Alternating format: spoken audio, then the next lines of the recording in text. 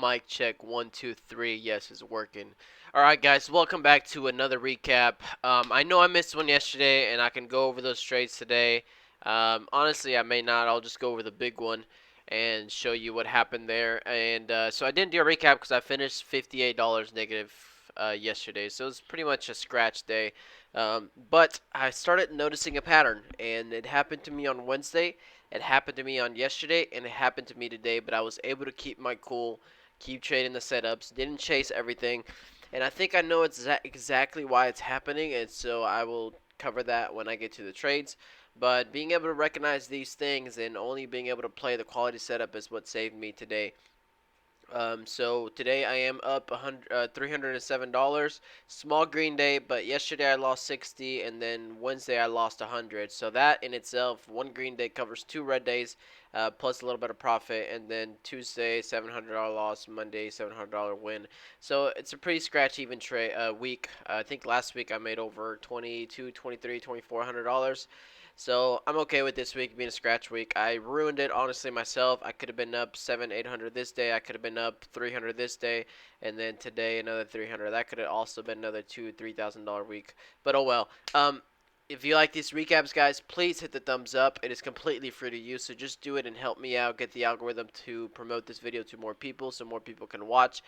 We can learn off of more people, and then all of that good stuff. If you want to watch me trade live, I know you guys already get tired of me saying this, but I do trade live every single day. It is completely free right here on YouTube. All you have to do is click that notification bell, and you'll get notified 15 minutes before market open. I usually trade about an hour, 2 hours, so not that long, and then I call it a day.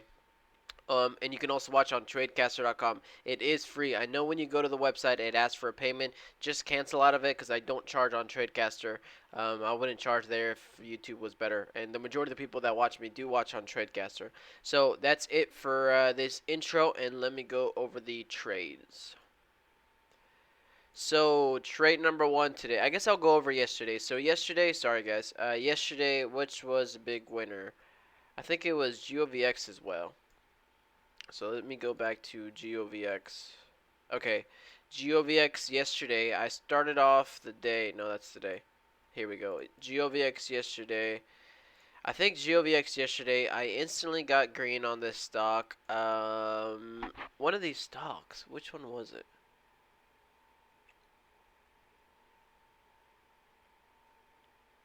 I think it was GOVX. Instantly got green like $700 or $300 on this stock yesterday. Sorry.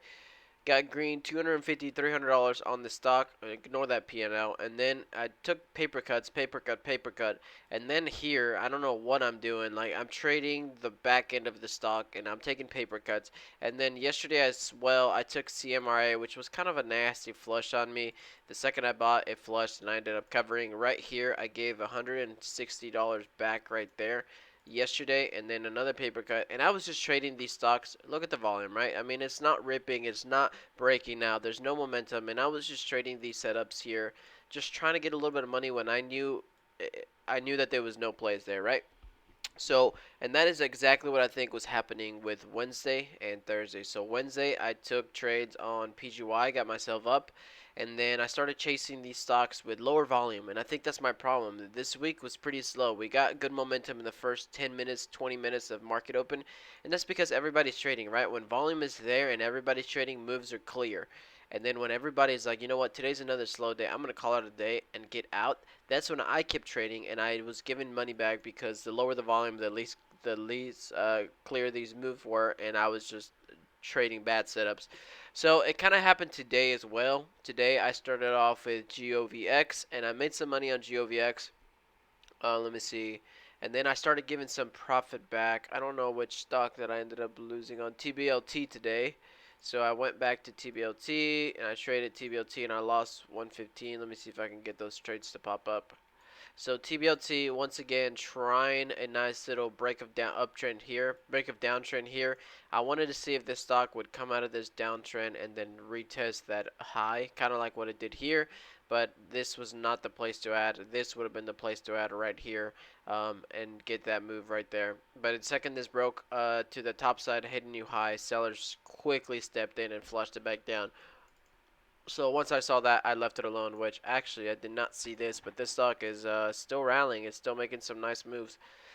Then after that, I think that was my biggest loss today. That was the only stock I went loss on. So I started off the day green. I took that GOVX play here, which I'll go over now. I was looking for this stock. I was looking for 250. 250 was a high, and actually this is pretty important. Let me show you guys this. So 250 is a level that this stock has been respecting, the $2 to 250 for a while, right? So the high was 248. So there's a lot of shorts piling up here at 250, right? That's 3 days ago. The next day keeps its lows, but it cannot get and hold $2, right? So $2 between 2 and 250 is a key area. Day after that, once again, we spike up to 2, 2, maybe up to 230, and once again, pull down. The stock felt heavy every single time. Look at these flushes on the way down, flush, flush. But once again, we're holding these lows. Somebody was buying the stock down low and keeping it from going lower. Once again, we pop up today, and at this one, I'm like, you know what? 250 is the place to take. 250 is the price to look for on the stock. So I started taking some trades through here. I got myself up, I think, about $100 on this stock, 150, somewhere around there. Took some paper cuts again because I think I gave back a little bit up here, and then I left it alone. At this point, I was like, you know what? I got myself up, and I've done this the last 2 days in a row, and even today on TBLT, I had already lost money. I was like, I'm not gonna trade a setup without volume, and so I left all of this move completely alone. All of this, even those holding lows, retesting this, going up to 250, holding 250. At this point, I was like, you know what? I'm gonna let this play out, and not until it really makes a nice squeeze, then I will jump in. And then I remember my champ members were on this stock. They were able to capitalize on this whole move, but I was like, just for me and what I've done the last 2 days, I'm not gonna touch it. But I saw this candle right here. The way this candle ripped, the way that candle popped, the way that candle took out sellers, I was like, you know what? I think it's game on. I think $3 is going to hit on the stock. So then it popped back up. I chased it all the way up to $3, made a little bit of money, bought the dip here, held through these pullbacks. Very nice average here at 587. So I added on the way down. I held through that pullback, and then as it starts curling back up, I take a little bit off of that initial 500. But then I was like, okay, I think this one's going to go. We pull up to that resistance. Very nice volume on that candle. Pulls down a tiny little bit. And then we're looking for this 294 pivot to break all the way up to 3. So at that point, I quickly added 1,500 shares on that dip at like 290 probably. 290.47. So 290. So the low of that candle, I got in 1,500 shares long. And the second I got that breakthrough 3, I immediately started unloading. I did not know if this stock was going to be piled with shorts, given it had just squeezed almost a full dollar, grinded the whole time. Didn't know if sellers were going to be at that $3 waiting all day to short it. So I was like, it's made a good move. I'm up on the day. I'm already making it a little bit more. I'm just going to get him off the table and take him out right there at 290. $3, 297, 295, 297, all of that. So I took those out. It did keep going off up a little bit more and then pulled back down. And then at that point, I was up $300 on the day. That was my last trade. I was already thinking of calling it until I saw this. And I was like, you know what? I'm done on the day. That's it for me today. A couple of the other trades that I did take. Let me go look just so I can show you guys. I did make a little bit on NRXP. And NRXP, I think, was also a very nice dip buy. So let me see if I can, or actually, never mind. I traded him more than I thought. So let's see. Pivot high is 83 cents. Chased it at 82. Break of 83. This very small share size. This one's not moving a lot, so it's moving by 10 by 10 cent 5 cents for one candle could be 5 cents. So it's not a lot. So 1,500 shares on this stock. I think this probably was a $20-$30 win. But then it starts pulling up, trying to catch these little dips as it's curling back up. Here, I was looking for this left pivot. Always look left when you're trading, so I'm looking at that pivot there. Pulls back to that level. That's exactly where I bought my shares, 2,500 shares. Kind of held through that pullback, still waiting to see if that 286 is going to hold, which it did, and then kept pulling back up.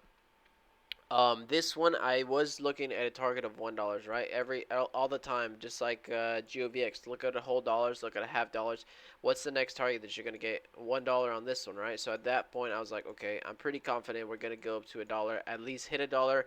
May not break through a dollar, but if I can get a little bit of shares before a dollar and then sell them at a dollar, I can make some profit, which is exactly what I did with this 5,000 share buy right there. I bought in at 98 and I was able to take them out at 99 and 98. Looks like barely made a little bit of profit there, but was trying to now play it aggressively through the move to $1 and get that break.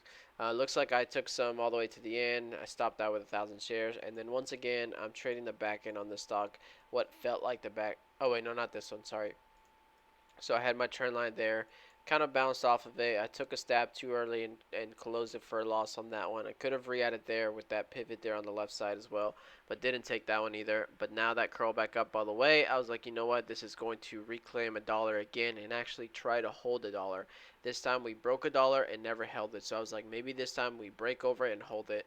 So I tried it again, smallest share size this time, trying not to give profits back. So bought in at 99 and I was able to sell 3% higher. Only moved to 105 and kind of pulled back. In this candle right here, I remember seeing a lot of volume. So it has 2 million shares traded on this one. And these down here have half of that, almost a quarter of that. So this one has 600, this one has a million, and then this one out of nowhere had 2 million. So when I see 2 million shares after breaking a whole dollar and gets rejected and closes low with a lot of volume, I was skeptical about it, so I decided to fully get out of that trade and did not think the stock was going to keep ripping at higher, which it's consolidating, but never still made that new high on that stock.